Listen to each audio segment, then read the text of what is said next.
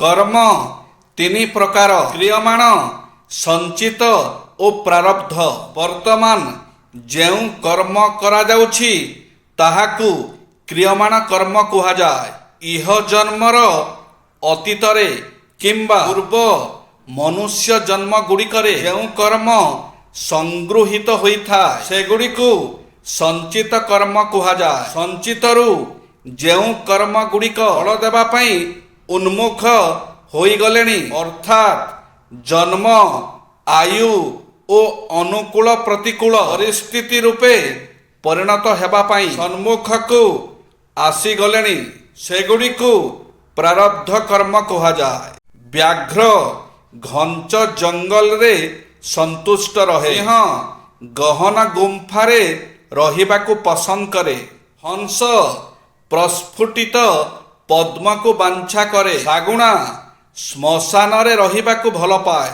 ସଜ୍ଜନ ସଜ୍ଜନଙ୍କ ସଙ୍ଗରେ ଓ ନୀଚ ଲୋକ ନୀଚ ଲୋକଙ୍କ ସଙ୍ଗରେ ରହିବାକୁ ଇଚ୍ଛା କରନ୍ତି। ଏହା ସତ୍ୟ ଯେ ଯାହାର ସ୍ୱଭାବଜନିତ ପ୍ରକୃତି ଯେପରି ତାକୁ କେହି ଛାଡ଼ି ପାରିବେ ନାହିଁ। ଅର୍ଥ ଧନର ଅନ୍ୟ ନାମ ଅର୍ଥ। ଅର୍ଥ ଦୁଇ ପ୍ରକାର, ସ୍ଥାବର ଓ ଜଙ୍ଗମ। ସୁନା, ରୂପା, ଟଙ୍କା, ପଇସା, ଜମିବାଡ଼ି, ଘରଦ୍ୱାର ଇତ୍ୟାଦି ସ୍ଥାବର ଏବଂ ଗାଈ, ମଇଁଷି, ଘୋଡ଼ା, ଓଟ, ଛେଳି, ମେଣ୍ଢା ଇତ୍ୟାଦି ଜଙ୍ଗମ। ସଂସାର ରଥର ଦୁଇଟି ଚକ, ନାରୀ ଓ ପୁରୁଷ। ନାରୀ ଓ ପୁରୁଷ ବିଶ୍ୱନିୟନ୍ତାଙ୍କ ଦୁଇଟି ସର୍ବଶ୍ରେଷ୍ଠ କୃତି। ସୃଷ୍ଟିର ନିର୍ମାଣ ପରେ ନାରୀ ଓ ପୁରୁଷକୁ ତିଆରି କରିବା ପଛରେ ଈଶ୍ୱରଙ୍କ ଉଦ୍ଦେଶ୍ୟ ମାନବ ଜାତିର ସ୍ଥାପନା ଓ ତାର ବିକାଶ। ସେହି ଦୃଷ୍ଟିକୋଣରୁ ଉଭୟ ନାରୀ ଓ ପୁରୁଷଙ୍କ ମହତ୍ୱ ସମାନ।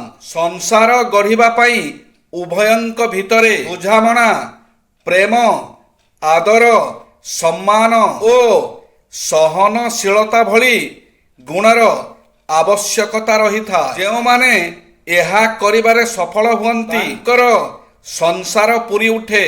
ଆଉ ଯେଉଁମାନେ ବିଫଳ ହୁଅନ୍ତି ସେମାନଙ୍କ ପରିବାର ଭିତରେ ଦେଖାଯାଏ ନାନା ଅଶାନ୍ତି, କଳହ ଓ ଅସହିଷ୍ଣୁତା। ତୁଳନା କରି କହିଲେ ସଂସାର ରୂପୀ ରଥର ଦୁଇଟି ଚକ ହେଲେ ନାରୀ ଓ ପୁରୁଷ। ରଥର ଗୋଟିଏ ଚକରେ ବି ଯଦି କିଛି ଅସୁବିଧା ହୁଏ ଅନ୍ୟ ଚକର ସବୁ ଠିକ୍ ଥାଇ ମଧ୍ୟ ସେ ଆଗକୁ ବଢ଼ିବା ସମ୍ଭବ ହୋଇନଥାଏ।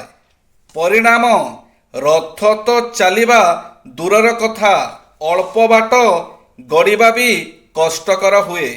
ଠିକ୍ ସେହିପରି ସଂସାର ରଥକୁ ସୁରୁଖୁରୁରେ ଚଳେଇ ନେବା ପାଇଁ ଉଭୟ ନାରୀ ଓ ପୁରୁଷଙ୍କର ଅବଦାନ ସମାନ ଭାବରେ ଗୁରୁତ୍ୱପୂର୍ଣ୍ଣ। ଶେଷରେ ଏତିକି ଯେ ନାରୀ ପୁରୁଷ ସହ ସମାନ ହେବାରେ ଏହି ସମାଜରେ କୌଣସି ଆପତ୍ତି ନ ରହୁ। ସତ କଥା ହେଉଛି ନାରୀ ପୁରୁଷଙ୍କ ଭଳି ସମାନ ଅଧିକାର ପାଇଲେ ପୁରୁଷର କାର୍ଯ୍ୟଭାର ଅନେକାଂଶରେ ଲାଘବ ହେବ।